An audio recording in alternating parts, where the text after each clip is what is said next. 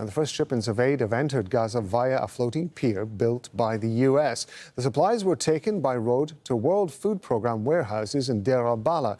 The U.S. says 90 truckloads a day are going to be delivered, but the number could go up to 150.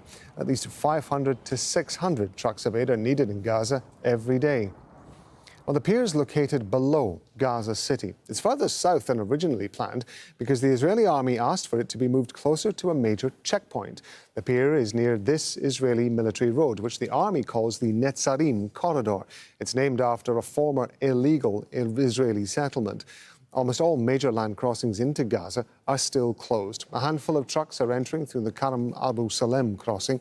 Aid agencies say overland routes would be a far more effective way for aid to reach Palestinians. Hani Mahmoud's joining me now from Deir al-Balah in central Gaza. Some of the aid has been taken off this pier. What do we know about how it's being distributed and how much of a difference, if any, it's going to make?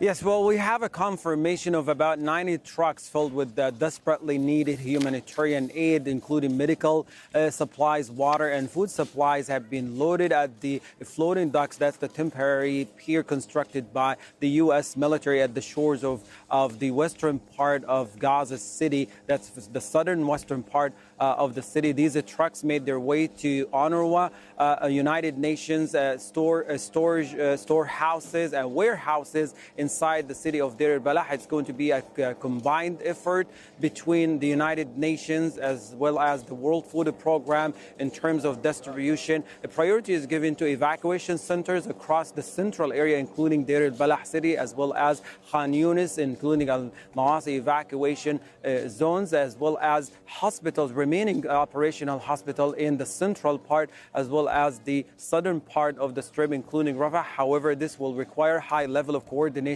as Rafah is being pounded by the Israeli military at a very heavy level right now. Now, this has been perceived as an important step. It's likely to relieve some of the widespread suffering and starvation going on. However, it should not be a replacement for all the land crossings, according to OCHA, a spokesperson who described the maritime corridor should not be a replacement for the land crossing. Those land crossings are much more important, are very critical right now to have them operational and get back on track. They are more equipped, more effective, more efficient.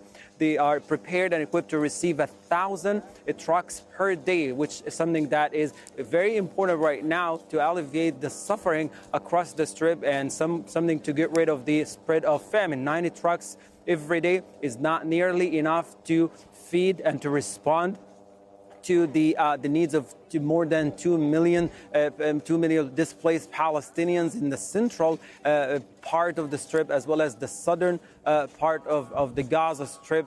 Right now, we're seeing the number is likely to increase to 150, and still that is nowhere near enough to respond to the already constrained humanitarian aid that is already overstretched. The efforts for the past months have been overstretched, but unable to respond to the dire need that is spreading everywhere. Land crossings are much more effective, according to what the spokesperson for OCHA has described. Anna, you mentioned there just briefly the latest attacks, the Israeli attacks that have been going on. Just bring us up to date with what's happening there.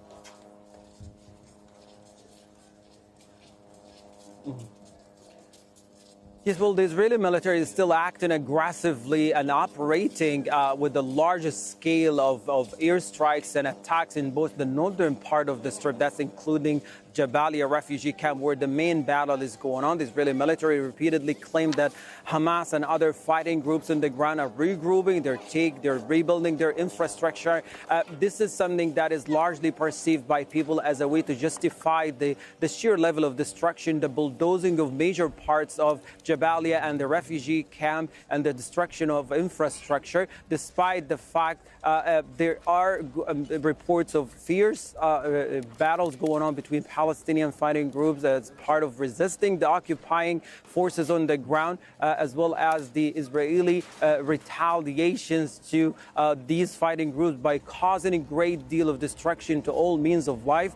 There are more people still trapped inside evacuation centers, unable to leave, and they have been trapped for the past 7 days in a row right now with no food supplies, no water, no medical supplies whatsoever for the past 7 days, just increasing the risk of the spread of famine in an already traumatized and difficult situation, traumatizing and difficult situations in the northern part. Meanwhile, in Rafah city, the Israeli military is pushing deeper to the central part of the city, and as of overnight attacks on the residential home killed two residents of central Rafah city. Those are from Barbara refugee camp that's at the center part of the city. This is largely seen as the development in the attacks on Rafah, and is also perceived as a new way of expanding the attacks all the way to the western part of the city, causing more people to flee Rafah city and push them into more enforced displacement in Khan Yunis, but more of them into the central area. Hani Mahmoud in Deir al-Balah. Hani, thank you very much indeed.